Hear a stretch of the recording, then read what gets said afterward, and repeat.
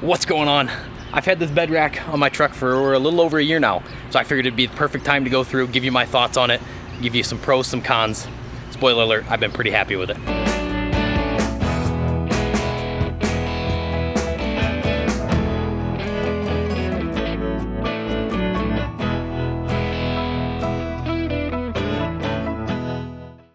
Welcome back. As I said in the intro, today we're going to be talking about my bed rack. I wanted to go through and give some pros, some cons, my overall thoughts on it. It's been a year and overall I'm pretty happy with it. Starting off, this is the Xtrusion Overland. This is their XBRS system. It's their more low profile system that they've got. It uses a lot of the same or all of the same parts as their full size racks. So your extrusion bars on the side and the top here, you maintain all of the benefits of that, but it keeps a more low profile look. If you look up there, it basically sits almost flush with the top of my cab, which is nice because it helps, number one, with fuel mileage. It's a full-size truck, I'm not that worried about it, but it also helps protect the tent and anything else up there from trail damage. Any sticks and branches on the trails are getting kind of pushed up with the cab, and you don't have to worry about that as much hitting your tent. So with this rack, it's big enough you can see I can mount things like a shovel here. I've got my WeBoost antenna mounted on it. I've got this rifle case that keeps most of my recovery gear and that type stuff in there. Got some lights mounted here, so there's plenty of room on here to mount just about anything I need, but it's that low profile. It only sits about 8 inches up. Pretty perfect for what I need. So with any of these racks that are low profile like this, you are going to run into issues if you've got a tonneau cover you're running on it. You don't really have enough room, especially with the trifolds, to lift it up. If you've got one that rolls up, there's a good chance you're going to run into issues also, especially if you're adding lights and things like that to hang down. That's where this Paragon cover comes in super handy. For a while I couldn't open my bed, it was just basically locked in here. So I just added this a couple months ago and I've been pretty happy with it. It slides up out of the way and I can put taller items. I had a mountain bike in there the other day and it worked out perfect for that. But that's one of the downsides of a shorter rack like this. No fault of Xtrusion Overland, that's just anything when you're going short like this. Any of the manufacturers, you're gonna run into that issue. Other cool things with this rack, the side, they call these the side molly plates. You can just basically use bolts and screws and washers and add anything on here anywhere you want to. I've got this small 1 gallon jerry can. I got this on Amazon. I just kind of wanted to try it out and look more like an Overlander, right? But so this mounts on there, holds the weight really well. It's not, I mean, it bounces around a little bit, but other than that, it's pretty good. But that's what I like about this, is you can mount things on here wherever you want to. So overall, the pros with this rack, I really like the amount of options for mounting things. I've kind of hinted at that the whole video, but all 4 sides of this, you've got 6 different options on places to put stuff. It gives you a ton of options to move things, especially when you have lights and brackets and everything else on here. Having lots of places to mount it is a good thing. Also, these side panels are really nice. They add some structural support to it, just kind of firm everything up and gives you a spot to mount things on here also. Other things I like, I'm glad I went with this height. I think if I was doing it again, I would either do this or I'd go cab height, but I think in between you don't really get any benefits, and this keeps everything down low profile, a little bit better gas mileage, and it protects everything.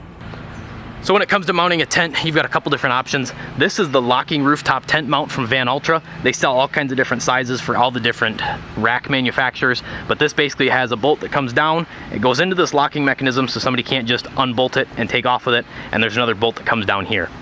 Other options you have would be, this is what came with my tent. It's basically the same thing. You've got a bolt that comes down in the front and the back, and then you've just got these metal plates that go underneath to hold it in place.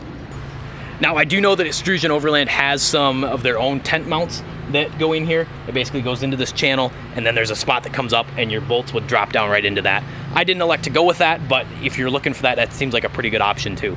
Now, we went through the good stuff. Got to go through a couple of the bad things. Number one, the only issue really that I've had is the height. Like I said, if you're trying to put bigger things in here, you do start running into that. There's plenty of room, you know, if you got a fridge or anything, especially if you don't have a cover or something like this that rolls out of the way. But that is the downside. You can't open a cover up, where if you had like a full height one, you'd have a much easier time trying to flip the cover out of the way and all of that kind of stuff. Other things, I've seen a lot of really cool stuff from Xtrusion where these side panels will open up. They've got hinges and stuff. I haven't seen anything with this rack for that yet. Hopefully in the future they come out with something. Guys, if you're watching, that'd be pretty sweet. I'd love to demo it for you. But that's another downside, or a positive, I guess, if you go with a full-size rack. You are more limited in your options with a shorter rack like this. There's just less you can do with it. Kind of makes sense. Now, in the interest of full disclosure, I will say I've had a couple issues with especially the powder coating on here. I do know I believe, the first person in the country to have one of these. I was working with them pretty early on before this even came out. I placed the order I think in April, ended up getting my rack in June. This was a year ago, and I don't think this hit the website until later in the summer, maybe fall, maybe even later than that. So I was very early on in this. I know that they were using a third party for doing a lot of their stuff at that point. They've now switched, I believe exclusively, they make everything in-house. It's all American made and everything. So that's super awesome. And that being said, you can kind of see up in here, the powder coating is starting to come off in a couple spots.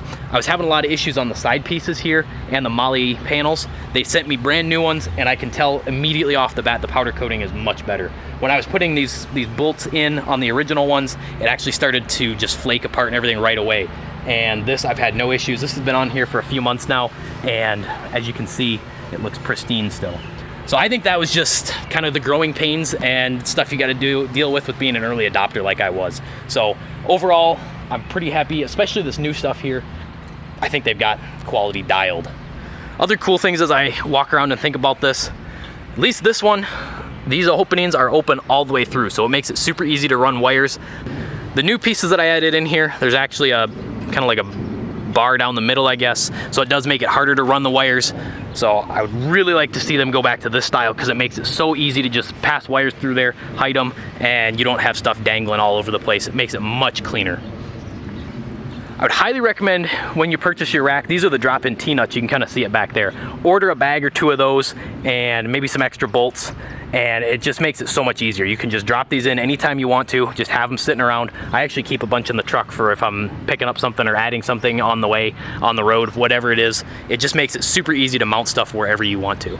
And one other potential issue with this, these plates are about 1/4 of an inch. So if you're gonna put a bed rack on here, you can see right there, it does cause a little issue with the weather sealing.